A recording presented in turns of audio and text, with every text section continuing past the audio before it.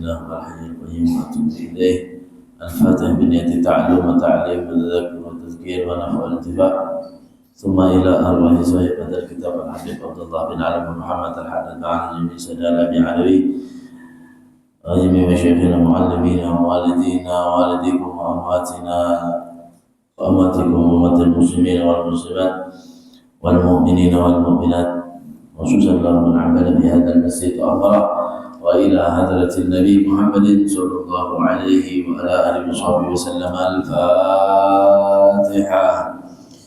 أعوذ بالله من الشيطان الرجيم. بسم الله الرحمن الرحيم. الحمد لله رب العالمين. إياك نعبد وإياك نستعين. اهدنا الصراط المستقيم صراط الذين أنعمت عليهم غير المغضوب عليهم ولا الضالين. آمين.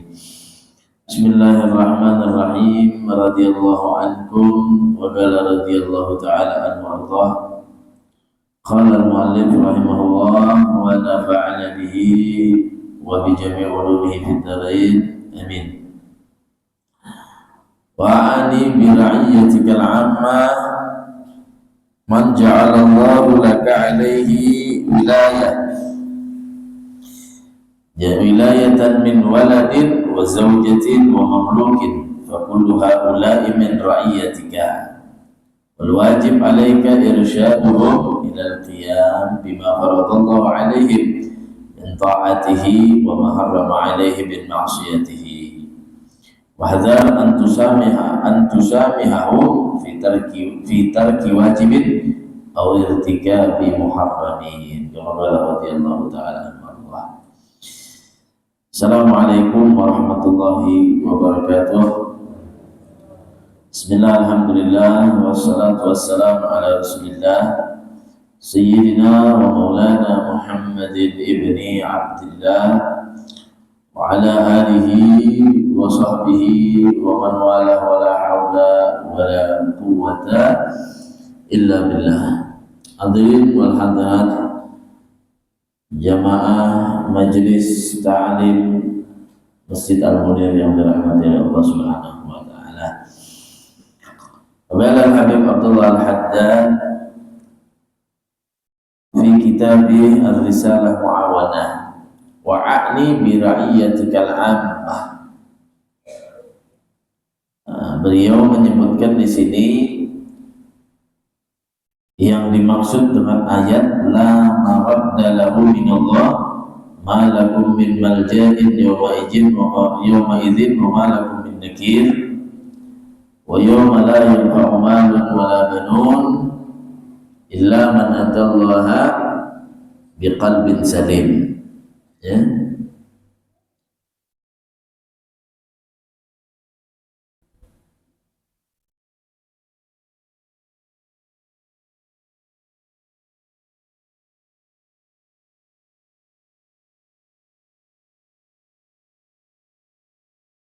Nah, jadi beliau menyebutkan bahwasanya kita harus memiliki sifat adil. Ya, kita harus memiliki sifat adil. Nah, adil itu artinya apa? Menempatkan sesuatu pada tempatnya itu adil. Ya, menempatkan sesuatu pada yang layak baginya, itu yang disebut dengan adil. Ya. Contohnya begini. Kita bisi anak, bisi anak 2 ikung. Yang seikung sudah SMA, yang satunya masih TK, atau masih SD. Kita harus memperlakukan anak kita yang lebih tua daripada yang lebih muda, ya, artinya yang lebih kecil dan yang lebih tua dengan sifat adil.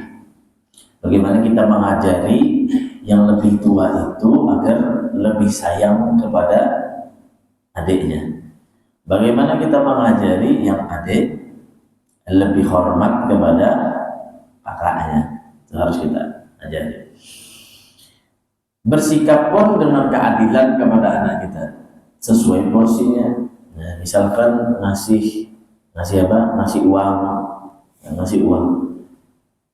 Kalau kita kasih sama anak yang SMA tadi dengan anak yang TK, maka itu disebut tidak adil walaupun sama nominalnya. Kenapa? Oh, karena yang SMA mungkin kebutuhannya lebih banyak daripada yang lebih kecil. Nah, itu disebut dengan adil. Nah, jadi adil itu bukan harus sama, tapi menempatkan pada posisinya. Nah, itulah disebut dengan adil. Begitu juga dengan kita keseharian kita, ya. Kalau kita tempatkan memang orang yang layak untuk di tempatnya, nah itu adil.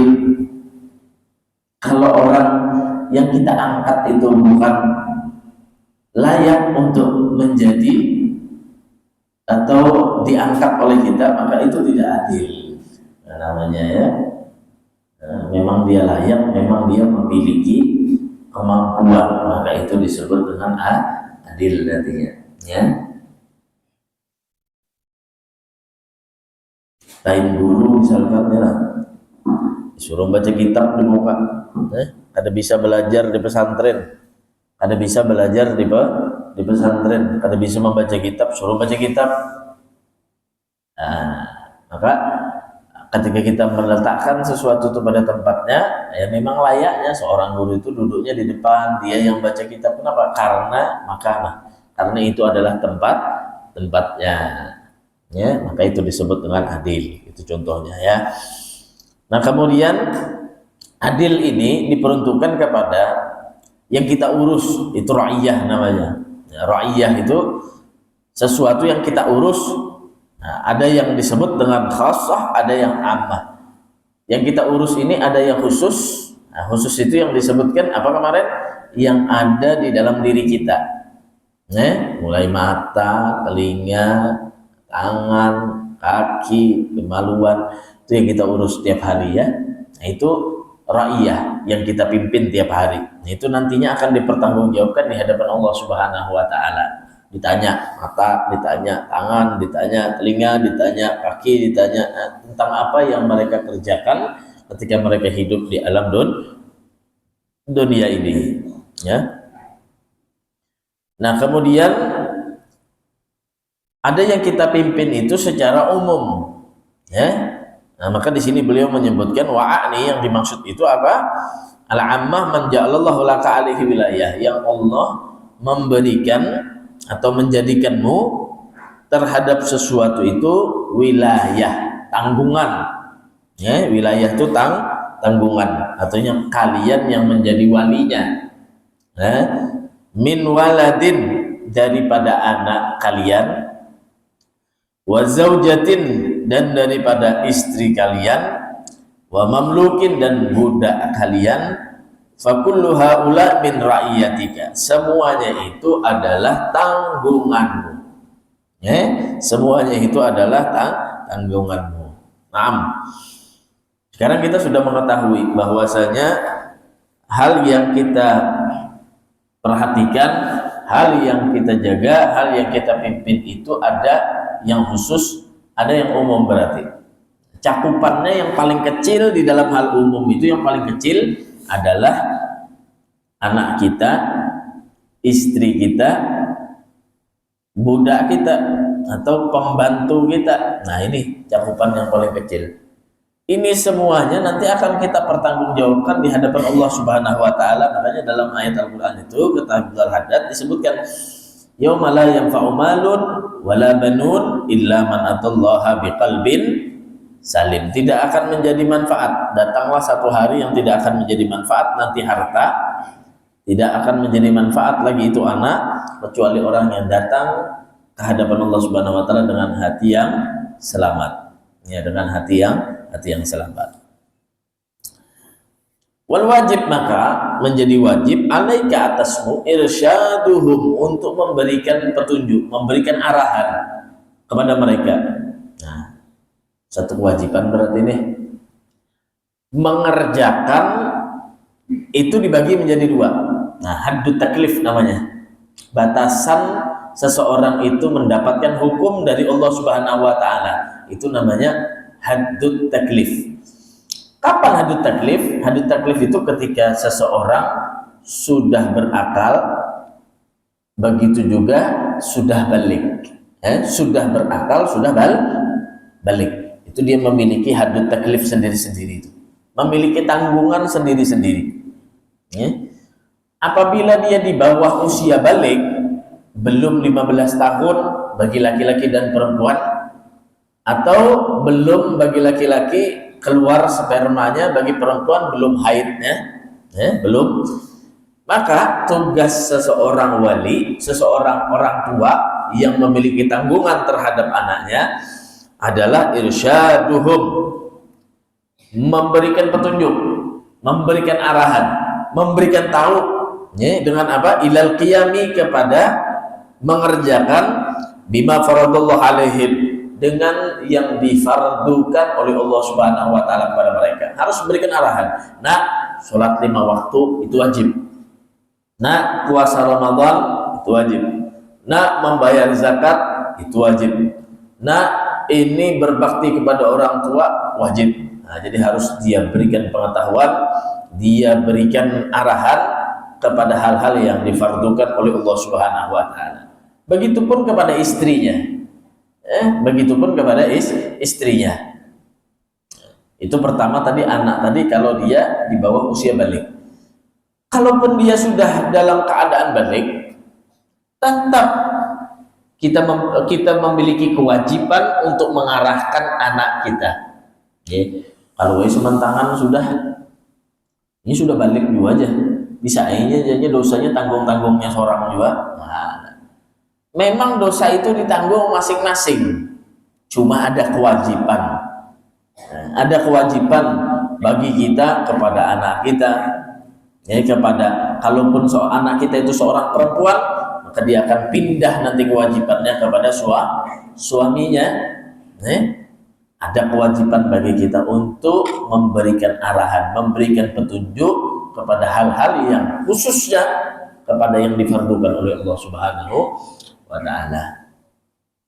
Ada orang dulu datang kepada Abu Yazid Muhammad bin Alawi bin Muhammad Al-Maliki. Orang itu datang, seorang ibu, dia mengadukan bahwa dia punya anak. Anaknya itu susah untuk mengerjakan sholat 5 waktu, khususnya waktu subuh. Kenapa? Saat subuh itu waktu nyenyak-nyenyaknya untuk tidur. Kemudian Sayyid Muhammad bertanya sama ibu itu, terus apa yang kau lakukan sama anakmu yang dalam keadaan dia tidur, dia meninggalkan sholat? Kata ibunya, saya biarkan saja, yang penting saya sholat, karena dia sudah dalam keadaan balik, sudah dewasa. Saya penting sholat, kata orang tuanya. Memang bagus sholat itu dan menjadi contoh di dalam rumah tangga dengan sholat. Cuma jangan dilupakan irsyad, memberi petunjuk, memberi arahan, membangunkan untuk mereka untuk sholat, menyuruh mereka untuk sholat. Itu adalah satu kewajiban bagi mereka yang memiliki tanggungan terhadap anak dan istrinya. Kata Sayyid Muhammad bin Alawi bin Muhammad Al-Maliki, apa alasan kamu, wahai ibu, tidak membangunkan anakmu yang dalam keadaan tidur itu untuk mengerjakan sholat? Alasannya apa? Lalu ibu itu mengatakan, saya tidak mau mengganggu kenyenyakan tidurnya anak saya. Saya tidak mau membangunkannya karena dia lagi enak-enak tidur. Banyak kan orang tua kayak ini kada nyaman membangun ya, kalau bina terganggu anak, kalau bina ini. Nah, begitu ya alasannya.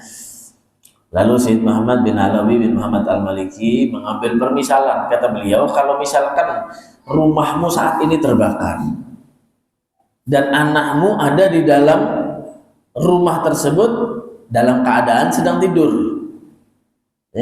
Sekarang rumahmu terbakar dan anakmu ada di dalam rumah itu sedangkan dia dalam keadaan tidur.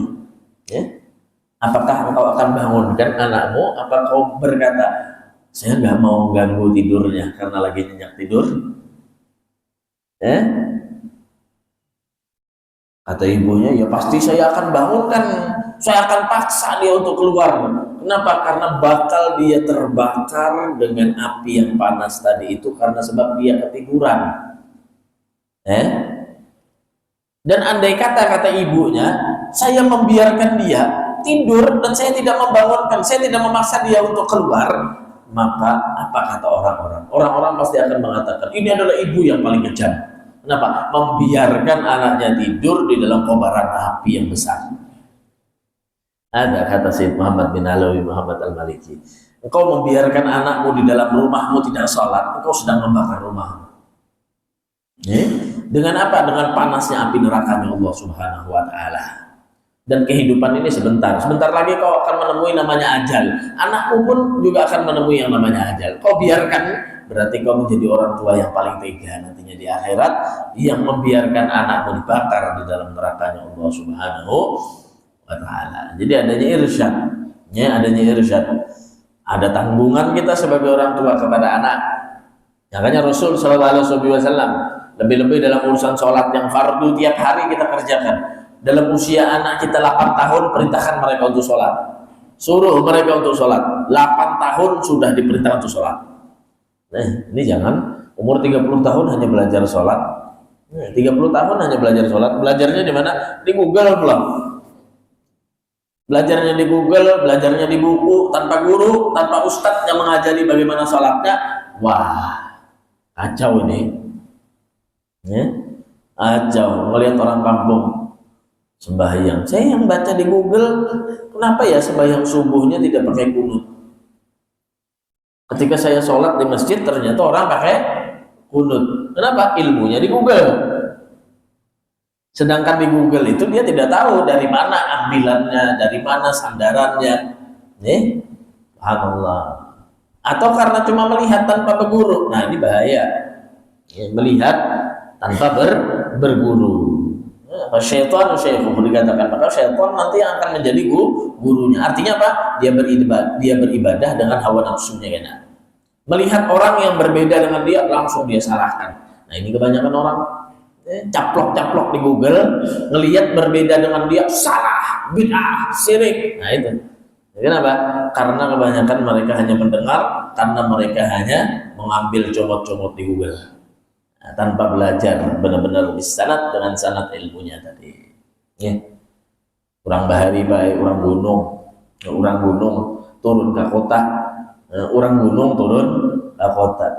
Orang gunung ini ahli ibadah. Kenapa? Karena ya kan ada tempat hiburan, ada seperti di kota, ada tempat nongkrong seperti di kota. Karena di gunung bila turun maghrib ke masjid, rame di masjid sudah beribadah.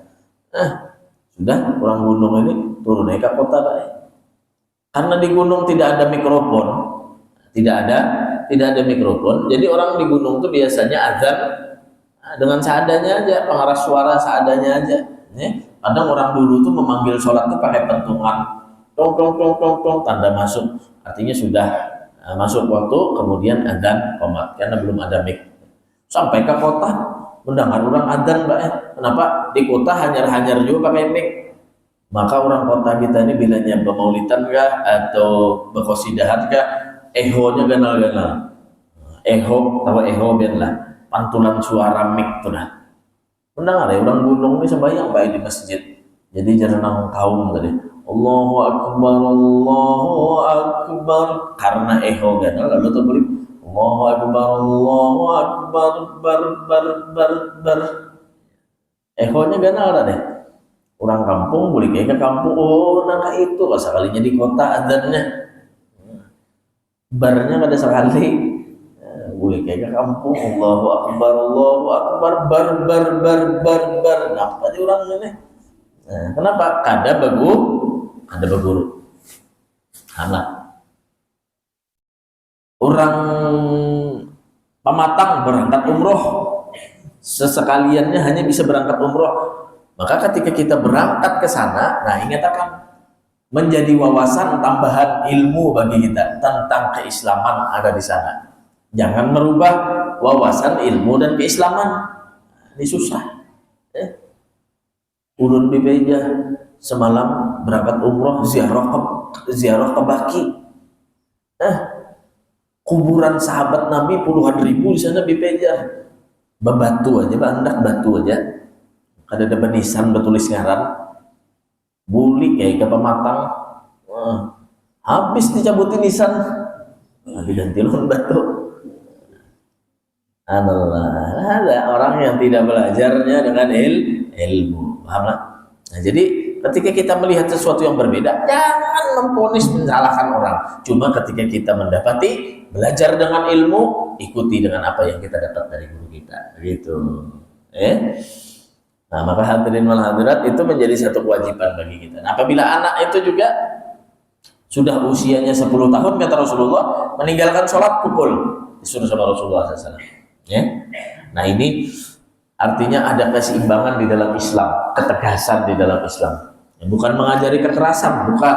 Akan tetapi orang itu harus mendahulukan hak Tuhannya daripada hak dirinya sendiri. Bila sudah umur 10 tahun, karena sembahyang pukul. Itu yang diajari oleh Rasul Sallallahu Alaihi Wasallam. Ghairu mubarrih, tapi memukulnya bukan memukul yang bisa menyebabkan cacat atau menyebabkan luka, dan bukan di muka memukulnya, bagian kaki. Artinya untuk mendidik dia tadi itu agar menjadi orang yang tidak meninggalkan sholat. Kenapa? Karena syariat itu sudah mengetahui, karena yang mengatur syariat itu Allah dan Rasul. Nah, tidak semacam kita. Kenapa? Anak ini kalau umur 10 tahun, karena sembahyang kita lihatkan 20 tahun, 30 tahun, susah dia untuk mengerjakan salat. Tapi kalau mulai sholat sudah umur 10 tahun, 8 diperintahkan, 10 bila ada salat dipukul. Nah, itu ininya menjadi dewasanya nanti dia akan menjadi min ahli salawat, orang-orang yang selalu menegakkan sholat. Kada pedulinya mau jadi apa? Ini jadi polisi nang penyembahyang, ini jadi ASN nang penyembahyang, ini jadi guru nang penyembahyang. Kenapa? Mulai dari dini dididik dengan kewajiban untuk mengerjakan salat. Minta atihi daripada mentaati Allah Subhanahu wa taala, perintahkan daripada perbuatan yang isinya taat kepada Allah. Wa ma harrama alaihim, apa yang diharamkan oleh Allah min maksiatihi, dan meninggalkan apa-apa yang diharamkan oleh Allah daripada bentuk kemaksiatan. Nah, jadi harus memberikan pengenalan kepada anak, kepada istri, kepada budak kita atau pembantu kita. Wahdar, dan berhati-hatilah. Antusamihu fi tarki wajibin, di dalam kalian tadi itu membiarkan atau memaafkannya ketika dia meninggalkan kewajiban. Ada apa aja kita. Ada sembahyang, ada apa, hati-hati kita betul hadis. Awir tikabi muharramin, atau ketika dia mengerjakan yang haram. Karena apa, hanya itu aja.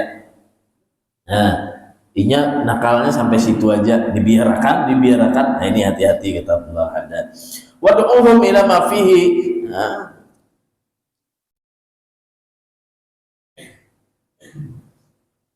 Ila ma fihi najatuhum wa sa'adatuhum fid daril akhirah. Fihi najaa, ya, dan doakan mereka. Nah, doakan kepada mereka, kepada apa? Kepada sesuatu yang membuat mereka selamat dan beruntung nanti di negeri akhirat. Di samping kita tadi memerintahkan, Pak, menganjurkan untuk anak kita, istri kita, nih kita suruh terus berarti.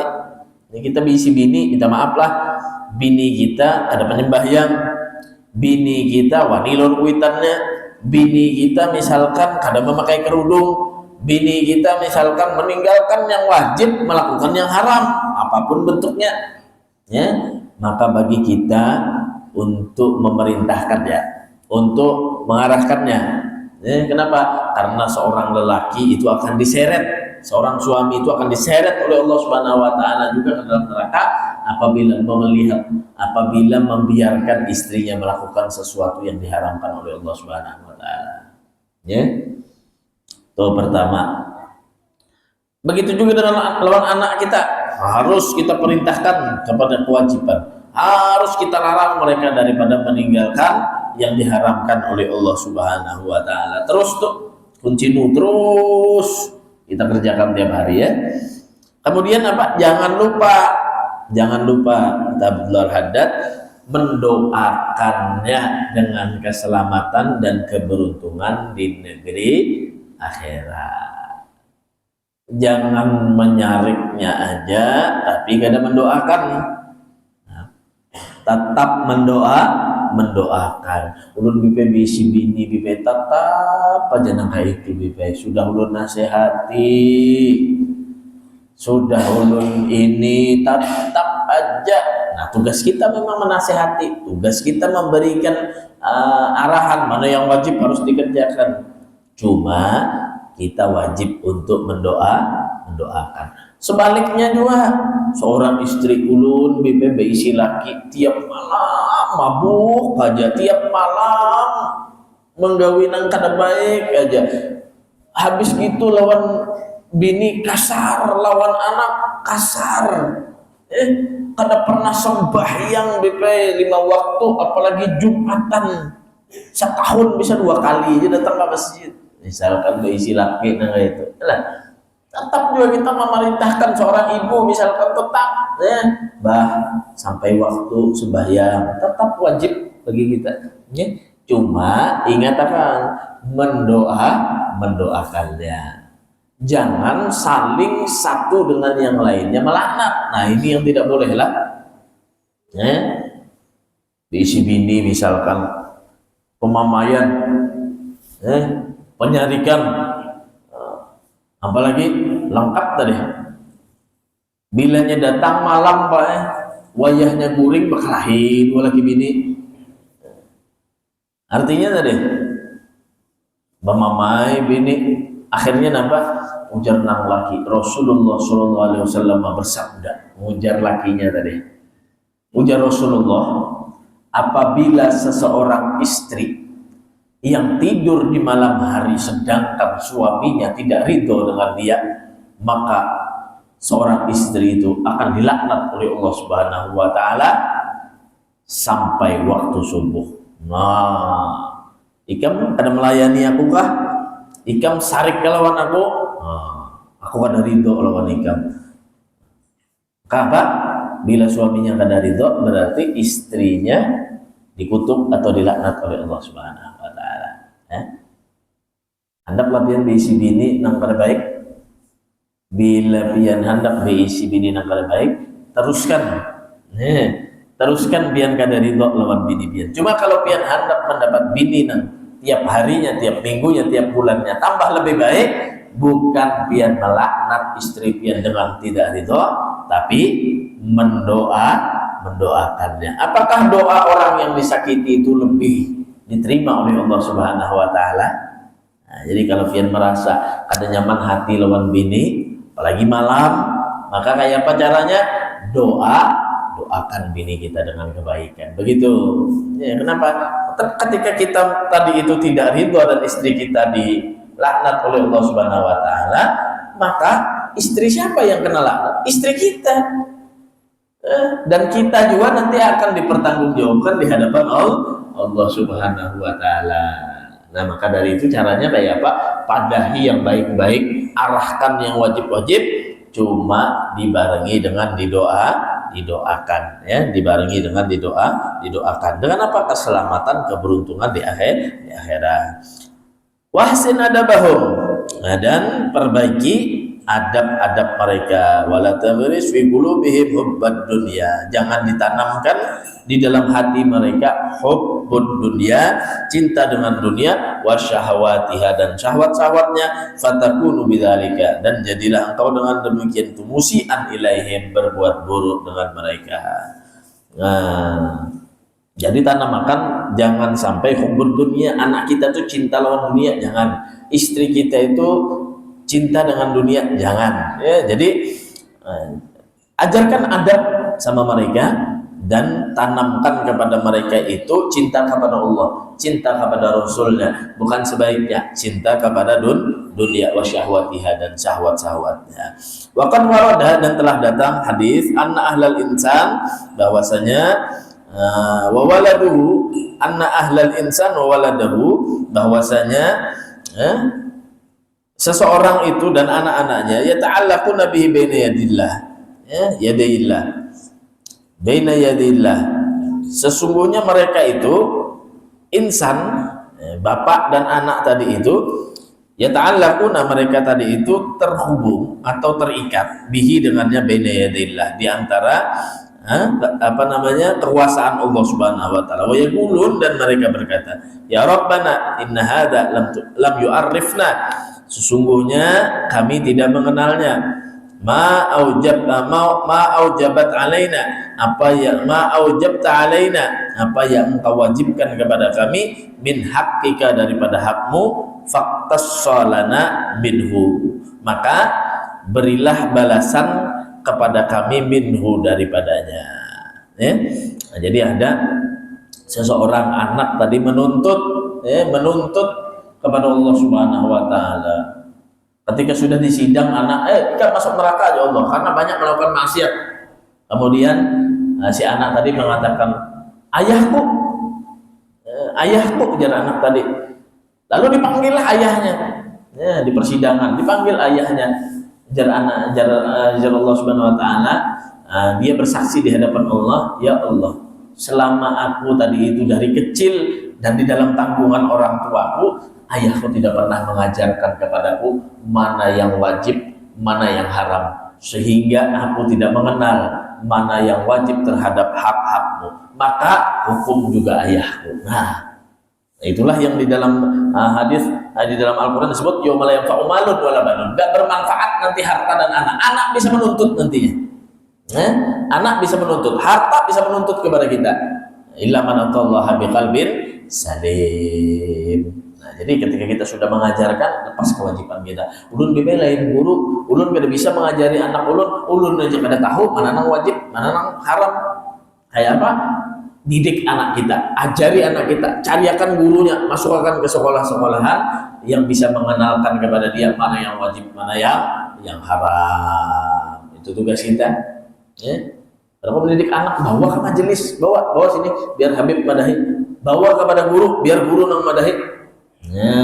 Jangan sudah tahu kada kau memadahi anak kada dibawa-bawai ke tempat kebaikan. Nah, ini double. Nah, ini kayaknya bisa menuntut anak kita kepada kita nantinya di akhirat. Mudah-mudahan Allah Subhanahu wa taala jaga kita, jaga keluarga kita daripada kemaksiatan kepada Allah Subhanahu wa taala. Dan mudah-mudahan kita dijadikan oleh Allah Subhanahu wa taala sebagai orang-orang yang ahli taat, ahli ibadah, orang-orang yang diridhoi oleh Allah Subhanahu wa taala fid din wad dunya wal akhirah. Dan mudah-mudahan anak istri kita dijadikan orang-orang yang soleh wa solehah. Dan mudah-mudahan ada yang sakit di antara kita diberikan kesembuhan oleh Allah Subhanahu wa taala. Mudah-mudahan dosa kita semua diampuni oleh Allah, dosa orang tua kita yang telah meninggal dunia diampuni oleh Allah Subhanahu wa taala, yang masih hidup mudah-mudahan dipanjangkan umur segala badan oleh Allah Subhanahu wa taala. Ala hadhihi wa kulli natin salih jamil syamil al khairat dunya wal akhirah wa ila hadratin nabi Muhammadin sallallahu alaihi wasallam. Al-Fatihah. Iyyaka na'budu wa nasta'in shiratal mustaqim. La ilaha illallah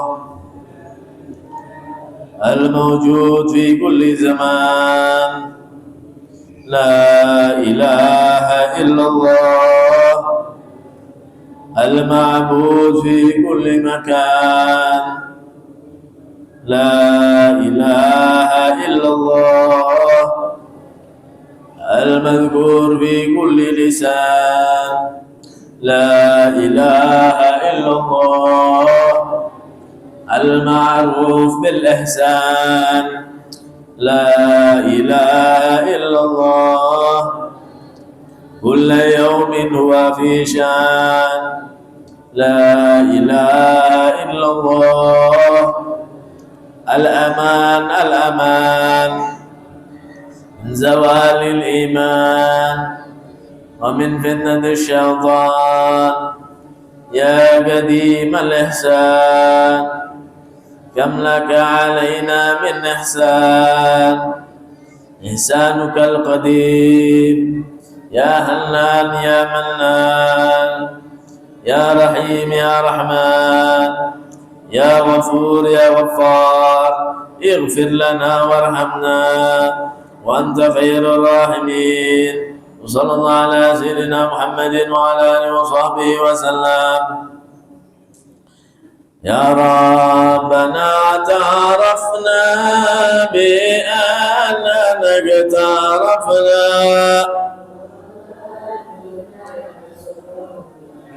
على لظى أسرفنا فتوب علينا التوبة تغسل كل واستر لنا العورات وآمن الروعات واغفر ربي ومولودنا والآل والإخوان وسائر الخلان وكل ذي محبة أو جيرة أو صحبة والمسلمين أجمعين من ربي أسماء فضلا لا باكتساب منا بالمصطفى الرسول نهضى بكل سول بالمصطفى نهضى بكل سول بالمصطفى الرسول